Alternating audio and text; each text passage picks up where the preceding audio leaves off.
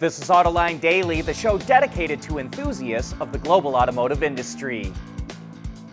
Last month, the state of Colorado granted a dealer license to Scout Motors, which will allow the brand to sell directly to consumers. But now Volkswagen, Audi, and Porsche dealers in Colorado are suing the state, claiming it misrepresented the law when granting the license. The heart of the issue is whether Scout should be considered independent from VW or not. The VW Group, which Scout is a part of, claims it's an independent brand and therefore can sell direct to consumers. But dealers say Scout isn't independent since it has financial backing from VW and should be the same as its other brands like Audi and Porsche. Similar lawsuits have been filed by dealers in California and Florida, but unlike Colorado, those dealers aren't suing the states. They're suing Scout and the VW Group. And speaking of Scout, you're not going to want to miss today's Autoline After Hours. We've got Ryan Decker, the company's VP of Brand and Strategy, coming on the show. He was the second person hired at Scout, so he should be a great mind to tap to learn more about the company. Join us when the show goes live at 3 p.m. Eastern Time today. Now, going back to Volkswagen, it's in full slash and burn mode to cut costs, and it's already showing results. It ended 2025 with 7 billion euros in free cash, a full billion more than analysts expected, and its stock jumped nearly 6% on the news. But VW generated that cash by delaying EV programs, by delaying payments to suppliers, and by cutting R&D and CapEx. Going forward, it's cutting 20 billion euros from its 5-year plan.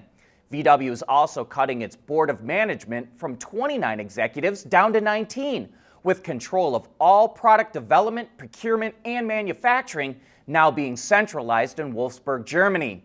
In all, VW says it will eliminate 35,000 jobs in Germany by the end of the decade. Canada's Prime Minister Mark Carney wants to allow Chinese EVs into the country, but the Premier of Ontario, Doug Ford, is flat out against it. He's calling for a boycott of Chinese cars, and he's not alone. The Canadian Vehicle Manufacturers Association is completely against it too. It represents GM, Ford, Stellantis, Toyota, and Honda, which make cars in Canada. We'll have to see how this plays out. The USMCA gets renegotiated this year, and Mark Carney may have decided to use the threat of Chinese imports as a bargaining chip with the Trump administration. The Chinese government already had to step in to force automakers to pay their suppliers in a timely manner. But it sounds like suppliers are still getting squeezed in other ways in China. Gasgoo reports that it's common for automakers to request price cuts over 10%, and that's eating into suppliers' profit margins. Margins currently sit around 4.4%, but that's expected to drop to 2 to 3%, and it's particularly bad for interior suppliers, with some already dropping below that 3% profit margin. On top of that, brand consolidation among automakers in China could force the same thing to happen in the supplier industry. One executive said that the top 5 automakers in China control about 30 to 35% of the market, but with consolidation, expects that to jump to 50 to 60% by 2030. And pressure on foreign tier ones is ramping up too, because more foreign automakers are turning to local suppliers in China. At CSP, we work with OEM engineers across the country on their journeys to lighter, safer, and more eco-friendly vehicles. Learn more at thecsp.com. Used EVs are coming off lease at record rates in the U.S. market. Cox Automotive reports that in 2025, 5% of the cars coming off lease were EVs. This year, that number will more than double to 12%, and by 2028, it will nearly double again when it hits 23%. This is going to present consumers with much more affordable EVs, and you can bet that everyone in the industry will be watching to see how well they sell. After teasing the model for the last couple of weeks, Volvo fully revealed the all-new EX60. As we previously reported, it rides on parent company Geely's SPA3 platform, which brings a number of upgrades to Volvo's EVs. That includes things like faster charging, large aluminum castings, and cell-to-body technology, where the battery becomes part of the vehicle structure. Cell-to-body provides manufacturing advantages, reduces part count, which also reduces cost, and allows Volvo to stuff more batteries into the pack. The EX60 has 3 batteries, 80, 91, and 112 kilowatt hours of usable energy. And that last pack is actually bigger than the one in the EX90, even though the EX90 is a larger vehicle. The 2 smaller batteries both provide about 300 miles, or roughly 480 kilometers of range, give or take 20 miles depending on the wheel size, because one is paired with rear-wheel drive and the other is paired with all-wheel drive. The big battery provides up to 400 miles, or about 640 kilometers of range. The EX60 has 3 main setups: a rear-drive version that makes about 370 horsepower, an all-wheel drive version with just over 500 horses, and another all-wheel drive version with roughly 670 horsepower. The latter does 0 to 100 kilometers an hour, which is similar to 0 to 60 in 3.9 seconds, and it can tow up to 2,400 kilograms, or nearly 5,300 pounds. There's 2 suspension setups for the EX60 as well. The standard features hydraulic shocks, but an active system that comes with air suspension is also available. That air suspension system is standard on the new cross-country trim, but it has the ability to add another 20 millimeters, or about 3/4 of an inch of ride height, on top of a 20 millimeter lift that the cross-country already comes standard with. Orders are open for the EX60 in Europe right now, and the US is set to follow in late spring.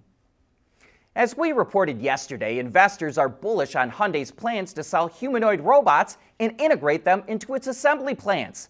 Its stock is way up since the beginning of the year, and it now has a larger market cap than General Motors. But not everyone is excited about Hyundai's plans.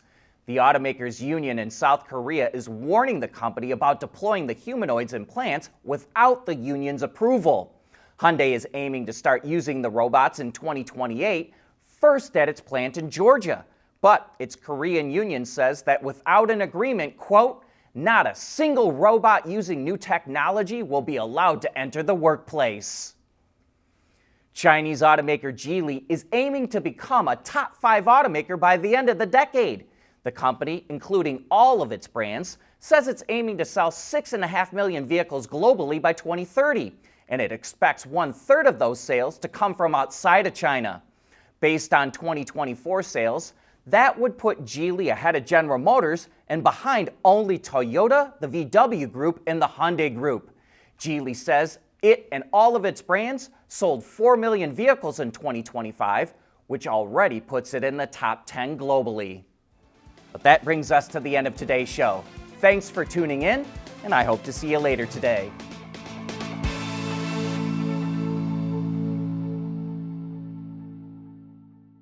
Autoline Daily is brought to you by Alex Partners, when it really matters. CSP, the Composites Solution Partner. Intrepid Control Systems, over-the-air engineering, boost your game. And thanks to the following YouTube and Patreon members.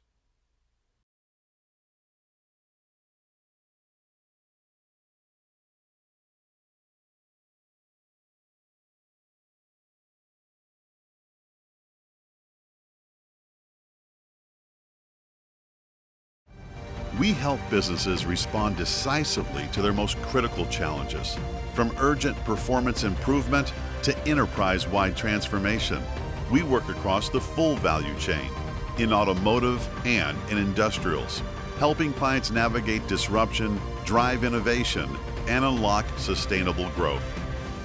Alex Partners, when it really matters.